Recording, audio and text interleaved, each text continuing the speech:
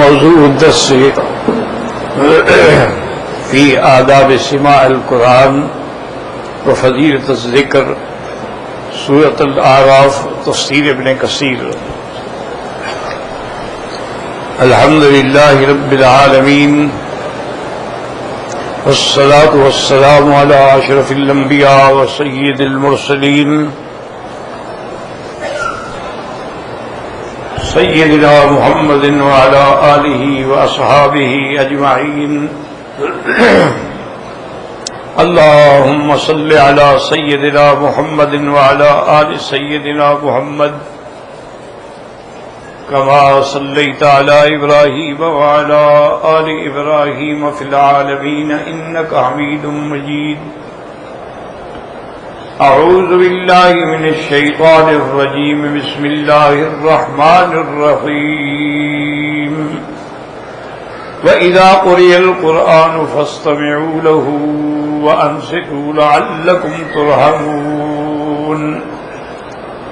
قال المؤلف والمفسر رحمه الله تعالى أدام النفع بعلومه وعلومكم في الدارين آمين إلى أن قال وقال علي بن أبي طلحة عن ابن عباس رضي الله تعالى عنهما وإذا قرئ القرآن فاستمعوا له وأنصتوا يعني في الصلاة المفروضة. حضرت ابن عباس کا قول مبارک ہے کہ یہ آیت جو ہے نمازوں کے لیے ہے جو نماز فرض ہیں کہ جب نماز میں ہوں تو جو امام پڑھے تو آپ خاموش رہیں. وَقَضَى رَوَى عبد الله بن المغفل وقال ابن جرير حدثنا حميد بن مسعدة قال حدثنا بشر بن المفضل حدثنا الجريري عن طلحة بن عبد الله بن قريظ قال رأيت عبيد بن عمير وعطاء بن أبي رباح يتحدثان والقاص يقص فقلت ألا تستمعان إلى الذكر وتستوجبان الموعود. قال فنظرا إلي ثم أقبلا على حديثهما.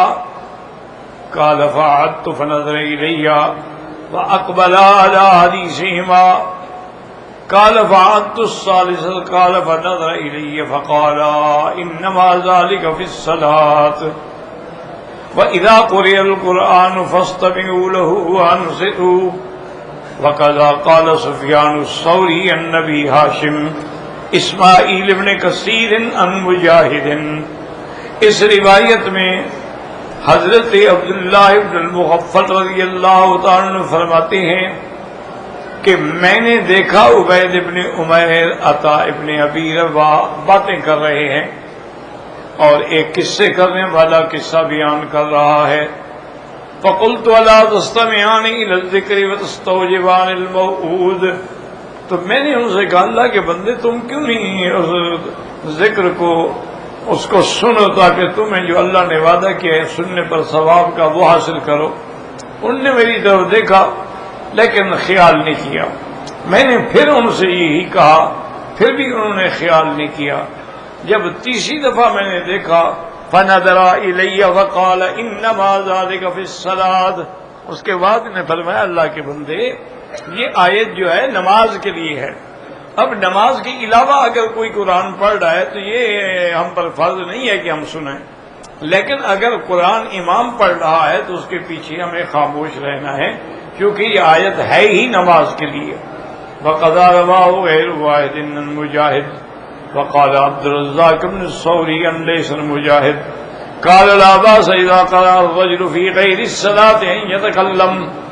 انہوں نے بھی یہی فرمایا کہ اگر کوئی آدمی نماز کے باہر تلاوت کر رہا ہے تو بات کر لے تو کوئی حرج نہیں.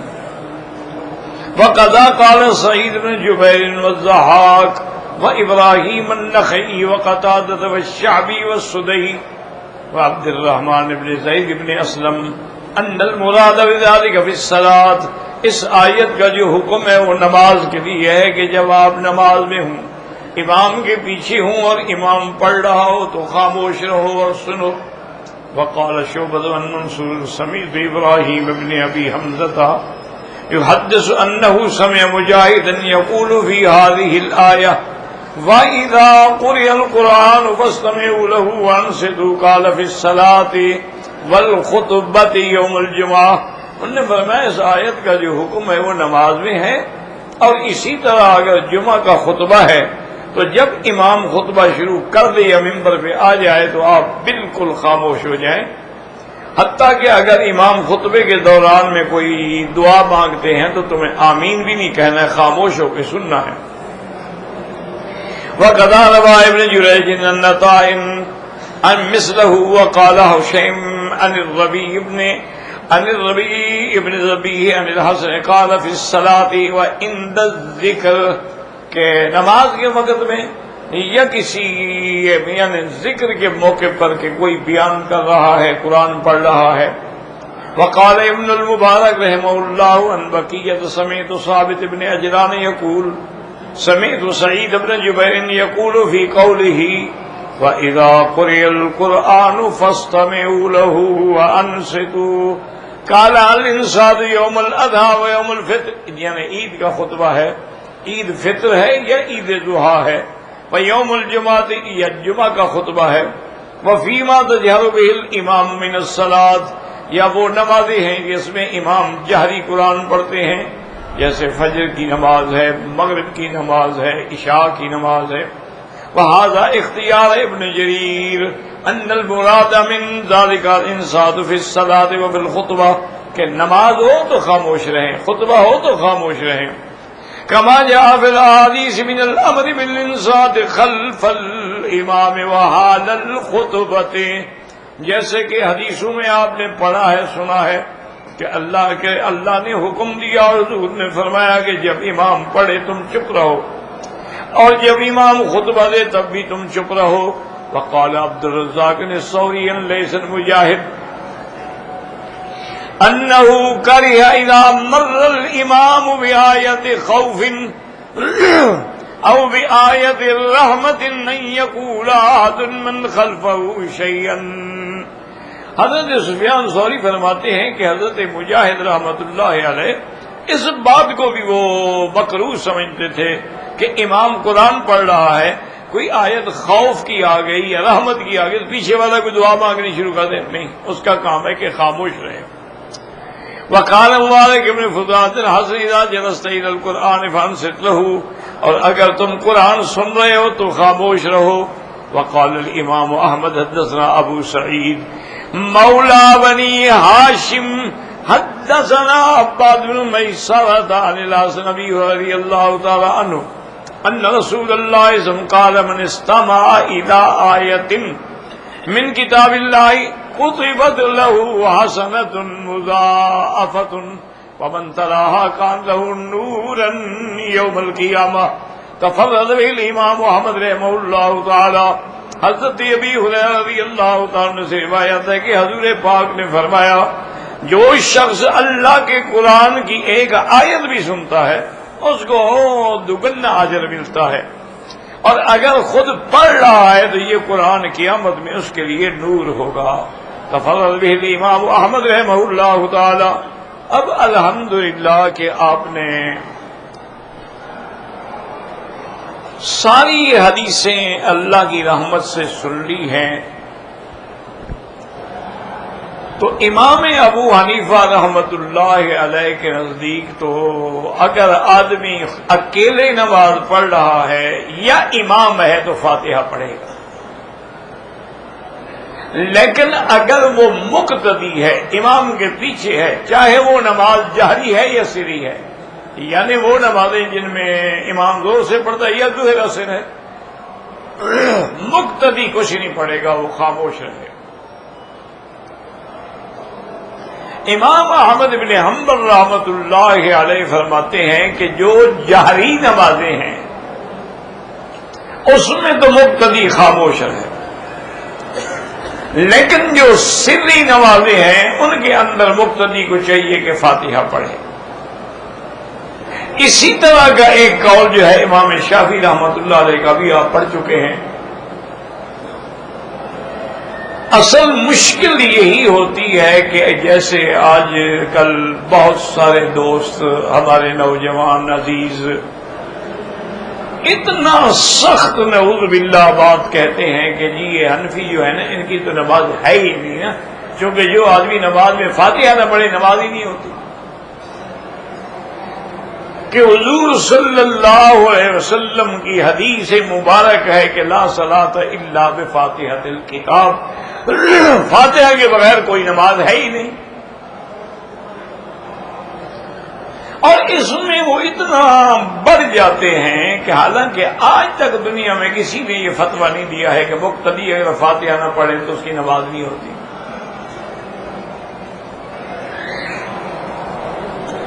تو اصل بات کو سمجھیں کہ امام ابو حنیفہ رحمۃ اللہ علیہ کا طریقہ استدلال جو ہے وہ یہ ہے کہ سب سے پہلے کتاب اللہ کے قرآن کو وہ دیکھتے ہیں،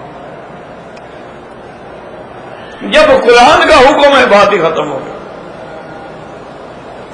پھر دوسرے نمبر پہ وہ دیکھتے ہیں حدیث مبارک حضور صلی اللہ علیہ وسلم کی، اور حدیث صحیح ہو، کیونکہ عقائد میں اور احکام میں صحیح حدیث کا ہونا ضروری ہے۔ ایک ہوتے ہیں فضائل کہ جیسے کعبہ شریف کی کوئی فضیلت بیان کرے، طواف کی فضیلت بیان کرے، عمرے کی فضیلت بیان کرے، درود شریف کی فضیلت، اس میں ضعیف حدیث بھی محدثین لے لیتے ہیں، وہ توسع کرتے ہیں، وسعت ہوتی ہے کہ بھی فضائل ہی بیان کر رہا ہے نا، کوئی احکام تو نہیں بیان کر رہا۔ اب اسی طرح دیکھیں مثال کے طور پہ کہ نماز کو شروع کرتے ہوئے سبحانک اللہم و بحمدک و تبارک اسمک و تعالی جدک و لا الہ غیرک، یہ بھی حدیث میں صحیح ثابت ہے۔ اور اسی طرح حدیث میں یہ بھی ثابت ہے کہ اللہم اہدنی فی من ہدیت وعافنی فی من عافیت۔ اسی طرح حدیث میں یہ بھی ثابت ہے کہ انی وجہت وجہی للذی فطر السماوات والارض حنیفا وما انا من المشرکین ان صلاتی ونسکی ومحیای ومماتی للہ رب العالمین، یہ بھی ثابت ہے، ہمیں اعتراض نہیں ہے، کیونکہ ایک چیز جب حدیث مبارک میں موجود ہے تو اعتراض کرنے کا تو کوئی مسئلہ ہی نہیں ہے۔ ہم یہ سمجھتے ہیں اپنے کم عقلی کے ساتھ کہ امام ابو حنیفہ کے دلائل بڑے قوی ہوتے ہیں۔ اب امام صاحب کے نزدیک جب نماز شروع کرے تو افضل یہی ہے کہ یہ پڑھے سبحانک اللہم و بحمدک، وہ کہتا ہے کہ باقی جائز ہیں لیکن اس کا پڑھنا افضل ہے۔ وجہ کیا ہے؟ وہ کہتے ہیں یہ قرآن کے مطابق ہے۔ وہ کہتے ہیں کہ آپ دیکھیں کہ قرآن پاک میں جب یہ آیت نازل ہوئی فسبح اسم ربک العظیم، حضور نے فرمایا اجعلوها فی رکوعکم، رکوع میں یہی پڑھا کرو سبحان ربی العظیم سبحان ربی العظیم، چونکہ قرآن میں یہی حکم آیا تھا۔ اور جب حضور پاک صلی اللہ علیہ وسلم پہ یہ آیت نازل ہوئی سبح اسم ربک الاعلی، حضور نے فرمایا اجعلوها فی سجودکم، اس کو سجدے میں پڑھا کرو سبحان ربی الاعلی سبحان ربی الاعلی سبحان ربی، تو یہ دونوں قرآن سے ثابت ہو گئے۔ امام صاحب فرماتی ہیں کہ یہ بھی تو قرآن میں ہے نا، وَسَبِّحْ بِحَمْدِ رَبِّكَ حِينَ تَقُومُ، جب کھڑے ہوں تو اللہ کی تسبیح اور حمد بیان کرو، تو وہ بھی قرآن میں اس کے مطابق کیا ہے سبحانک اللہم و بحمدک۔ اس لیے ہمیشہ وہ اس کو لیتے ہیں جو قرآن کے مطابق ہو اور حدیث مبارک بھی قرآن کے موافق ہو، تو امام صاحب اس کو ترجیح دیتے ہیں کہ یہ سب سے زیادہ بہتر ہے۔ اب یہی مسئلہ تھا مثلا فاتحہ خلف الامام کا، تو اس میں بھی امام صاحب نے سب سے پہلے قرآن دیکھا کہ قرآن کہتا ہے کہ جب قرآن پڑھا جائے تو سنو اور چپ کرو، تو قرآن بھی ہمیں چپ رہنے کا حکم دیتا ہے۔ پھر آپ نے حدیث مبارک کو دیکھا کہ صحیح مسلم کی حدیث ہے، ابی موسیٰ اشعری روایت کرتے ہیں، اور وہ حضور نماز سکھا رہے ہیں اذا کبر فکبروا واذا رکع فرکعوا، اسی طرح اذا قرأ فانصتوا، جب امام پڑھے تو تم چپ رہو۔ اچھا اذا قرأ میں یہ نہیں فرمایا حضور نے کہ زور سے پڑھے تو چپ رہو اور ایسا پڑھے تو بولتے رہو. مطلق ہے کہ جب امام پڑھے تم چپ رہو.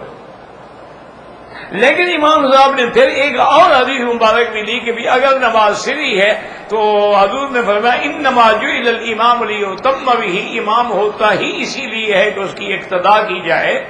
اور من کان لہ امام فقراءۃ الامام لہ قراءۃ، کہ جب آدمی امام کے پیچھے ہو تو امام جو پڑھ رہا ہے تو گویا مقتدی بھی پڑھ رہا ہے. تو لہذا معنی یہ ہوا کہ مقتدی خاموش رہے. اب دیکھیں کہ امام صاحب نے قرآن کی آیت پہ بھی عمل کیا، حضور کی حدیث میں بھی عمل کیا، اور لا صلاۃ الا بفاتحۃ الکتاب کے نماز فاتحہ کے بغیر نہیں ہوتی اس پر بھی عمل کیا کہ اگر تم اکیلے ہو فاتحہ کے بغیر نماز نہیں ہوگی، اگر تم امام ہو فاتحہ کے بغیر نماز نہیں ہوگی. تو اس حدیث پر بھی عمل ہو گیا. اور اگر تم مقتدی ہو امام کے پیچھے ہو، حتیٰ کہ ایک دفعہ حضور پاک نے نماز پڑھائی، جب سلام پھیرا تو آپ نے فرمایا کون میرے پیچھے پڑھ رہا تھا؟ تو ایک آدمی نے کہا کہ انا یا رسول اللہ. معنی یہ ہے کہ اور کوئی نہیں، صرف ایک بندہ ہی نکلا. اگر صحابہ پڑھتے حضور کے پیچھے تو وہ سارے کہتے تھے ہم پڑھ رہے تھے. معنی یہ ہے کوئی بھی نہیں پڑھتا تھا، صرف ایک آدمی نے کہا کہ میں خود حیران رہا کہ کیوں مالی انازع فی القرآن پاک کے تم پڑھ رہے ہو میں پڑھ رہا ہوں تو آپس میں ٹکراؤ ہو رہا ہے اور آیات آپس میں مل رہی ہیں کہ آدمی سنے یا پڑھے. میں تلاوت کر رہا ہوں تم بھی پڑھ رہے، اب میں تمہاری سنوں یا میں خود پڑھوں؟ ایسا نہ کیا کرو. تو اب خود آپ اندازہ لگا لیں کہ جتنے دلائل امام صاحب رحمت اللہ علیہ نے دیے ہیں، اور یہ حافظ ابن کثیر جو آپ پڑھ رہے ہیں تفسیر، یہ خود شافعی ہیں، یہ خود امام شافعی رحمت اللہ علیہ کی اتباع کرتے ہیں. لیکن اس میں انہوں نے بھی مان لیا کہ بھئی ہاں یہ احادیث مبارک جو ہیں وہ ٹھیک ہے کہ امام کے پیچھے آدمی خاموش رہے. یعنی اتنا بڑا آدمی جو ہے محدث بھی ہے، مفسر بھی ہے، مورخ بھی ہے. تو اس لیے ہمیشہ بلا وجہ کسی امام پر نہ طنز کیا کریں نہ کسی کی تحقیر کیا کریں. امام صاحب نے ہمیشہ ایسا مسئلہ اختیار کیا ہے کہ جو بالکل جامع ہو. مثال کے طور پہ اب آپ دیکھیں کہ بھی جو عورتیں زیور پہنتی ہیں استعمال کرتی ہیں ان پہ زکوٰۃ ہے یا نہیں ہے. یعنی جو اس کے پہننے کے لیے، یعنی کہ روز پہنے، کبھی شادی پہ پہن لیا، کسی دعوت پہ پہن لیا، کسی پارٹی پہ جاتے ہوئے پہن لیا پھر رکھ لیا، یعنی ہیں پہننے کے لیے، بیچنے کے لیے نہیں ہے. تو امام احمد بن حنبل رحمۃ اللہ علیہ فرماتے ہیں ان پہ زکوٰۃ نہیں ہے. تو فرماتے ہیں یہ اسی حکم میں ہے کہ جیسے کوئی مستری ہے اس کے پاس آلات ہیں تو آلات پر تو زکوٰۃ نہیں ہوتی ہے، جو کمائے گا اس پہ زکوٰۃ ہوگی. امام ابو حنیفہ رحمۃ اللہ فرماتے ہیں کہ بالکل نہیں، جو عورت نے پہنا ہوا ہے اور پہننے کے لیے ہے اس پر بھی زکوٰۃ.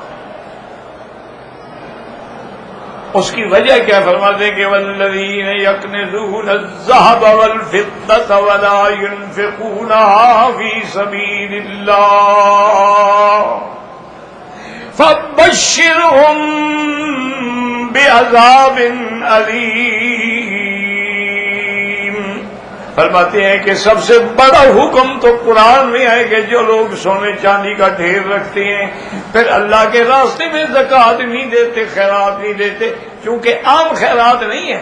اگر عام خیرات ہوتی تو آگے عذاب علیم کا ذکر نہ ہوتا.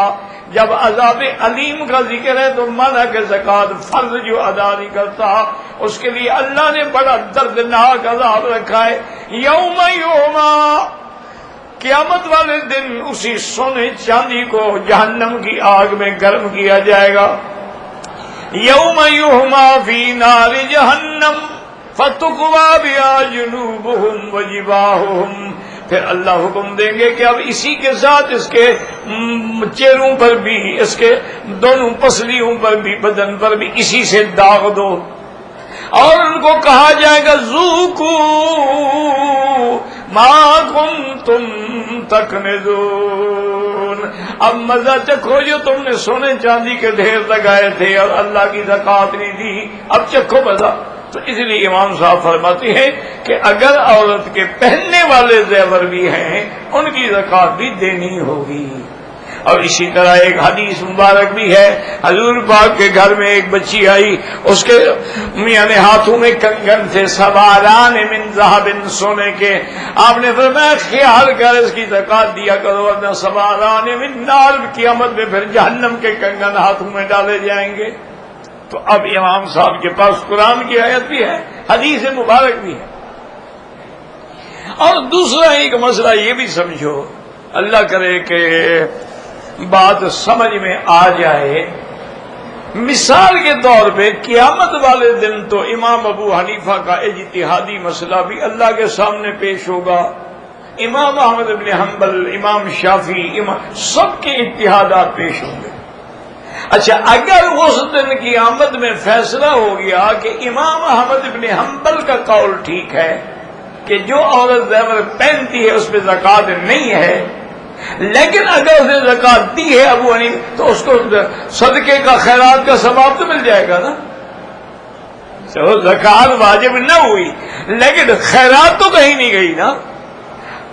لیکن اگر قیامت والے دن یہ فیصلہ ہو گیا کہ زکوٰۃ دینا ضروری تھا، جس نے نہیں دی اب وہ کیا کرے گا؟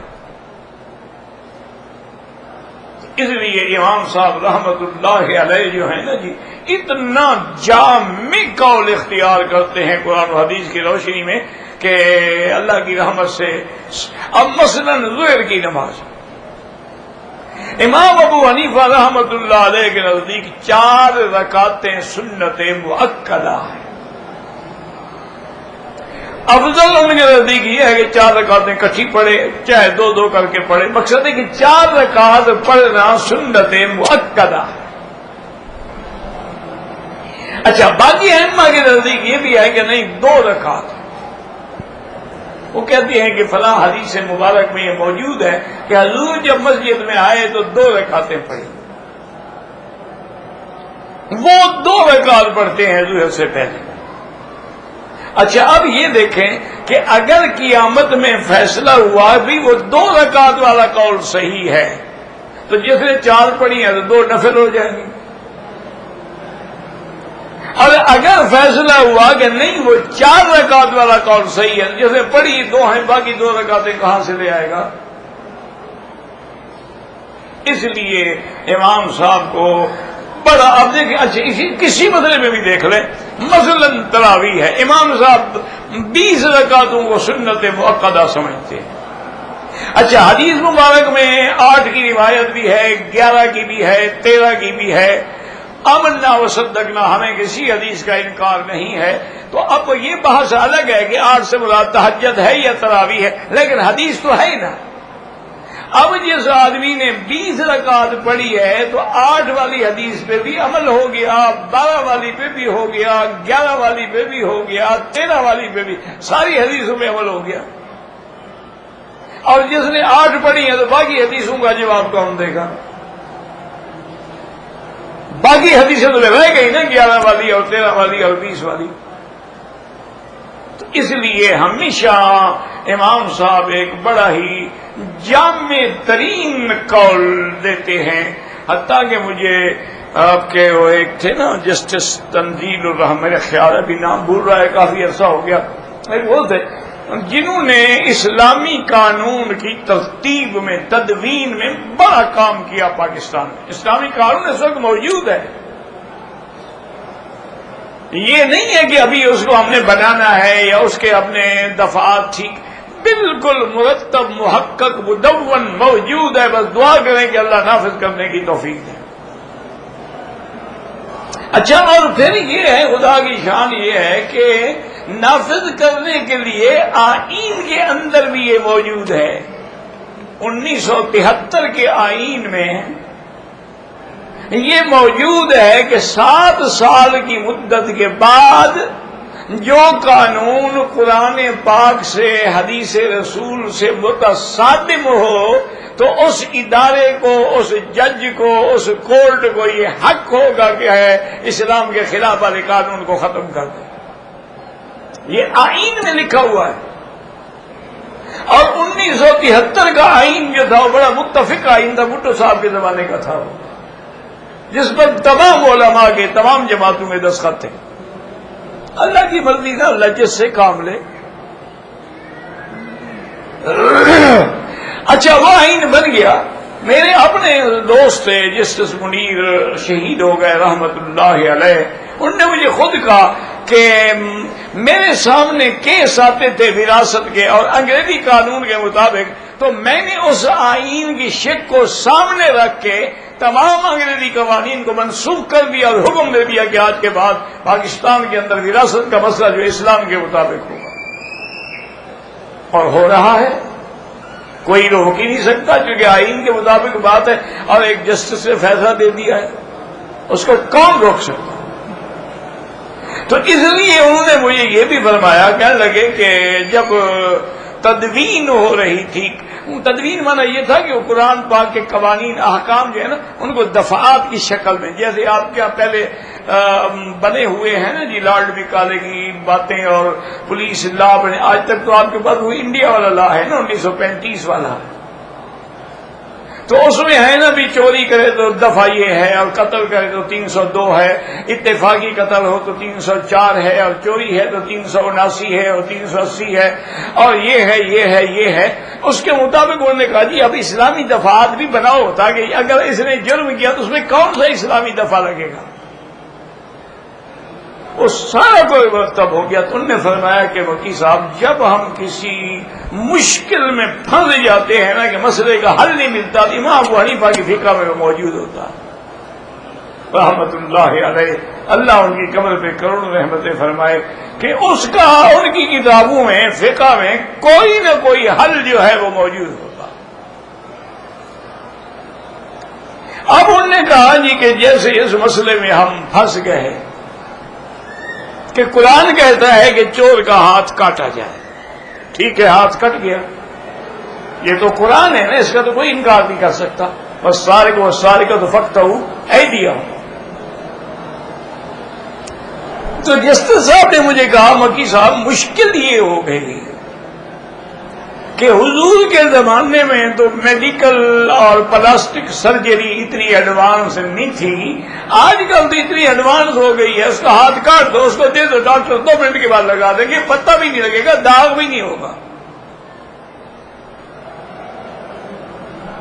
کہ اگر چور کا ہاتھ کٹ گیا ہے اور انہوں نے کہا کہ سزا پوری ہو گئی نا، مجھے میرا ہاتھ تو میں جاؤں اپنے علاج تو کراؤں، اس نے فوراً جا کے ہسپتال سے رجوع کیا.